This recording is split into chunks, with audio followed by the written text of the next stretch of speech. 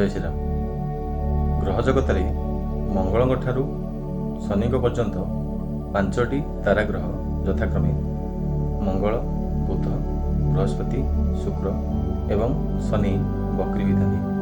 ग्रह मानकर एही वक्रगति को आधार करी ज्योतिषशास्त्र जहाँ प्रमाण दिए ताहा है क्रूरा वक्रा महाक्रूरा, शुभा वक्रा महाशुभा, क्रूरा व्यसनाधा पुंसा कुर्वन्ति पृथ्राटन। यार अर्थ है जदि कौनसी क्रूर ग्रह वक्री होती तेबे से बलवान होई ସେହି ଗ୍ରହଟି ତାର ଦଶା ଅନ୍ତର୍ଦଶା ପ୍ରତ୍ୟନ୍ତର ଦଶା ସମୟରେ ଅଶୁଭ ଫଳ ଜାତକକୁ ପ୍ରଦାନ କରିଥାଏ।